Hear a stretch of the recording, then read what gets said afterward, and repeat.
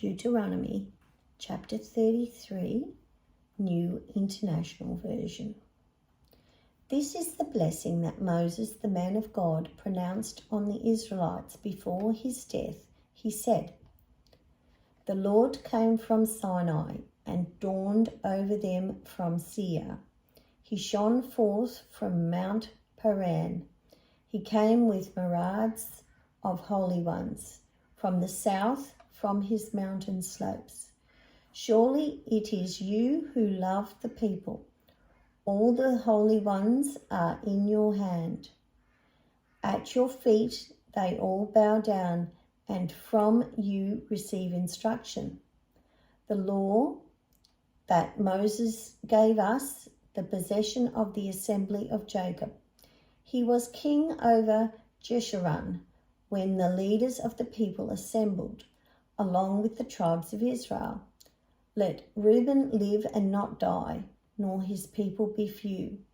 And this he said about Judah. "Hear, Lord, the cry of Judah. Bring him to his people. With his own hands he defends his cause. Oh, be his help against his foes." About Levi he said, "Your Thummim and Urim belong to your faithful servant. You tested him at Massah. You contended with him at the waters of Meribah. He said of his father and mother, 'I have no regard for them.' He did not recognize his brothers or acknowledge his own children, but he watched over your word and guarded your covenant. He teaches your precepts to Jacob and your law to Israel. He offers incense before you and whole burnt offerings on your altar. Bless all his skills, Lord, and be pleased with the work of his hands. Strike down those who rise against him, his foes, till they rise no more." About Benjamin he said, "Let the beloved of the Lord rest secure in him, for he shields him all day long, and the one the Lord loves rests between his shoulders."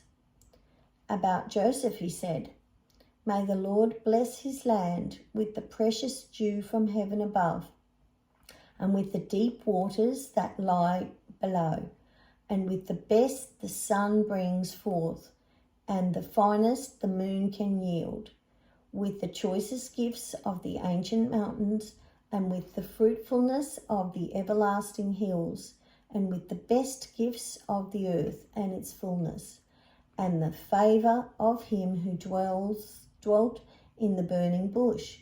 Let all these rest on the head of Joseph, on the brow of the prince among his brothers.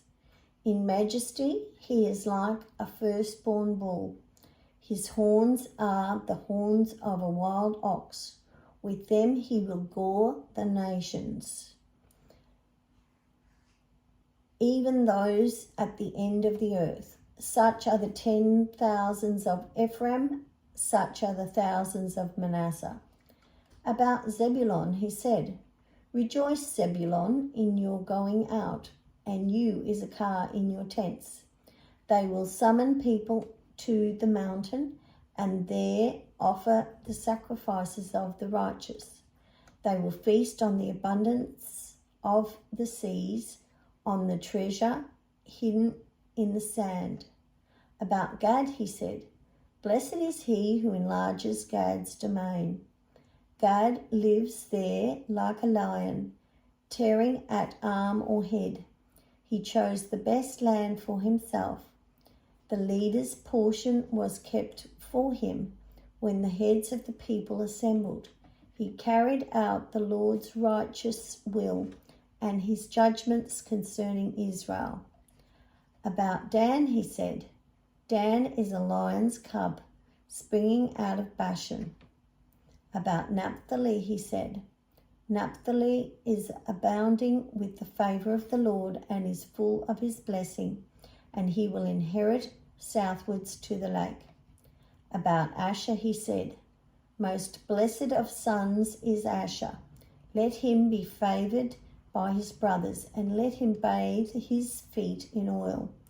The bolts of your gates will be iron and bronze, and your strength will equal your days. There is no one like the God of Jeshurun, who rides across the heavens to help you, and on the clouds in his majesty. The eternal God is your refuge, and underneath are the everlasting arms.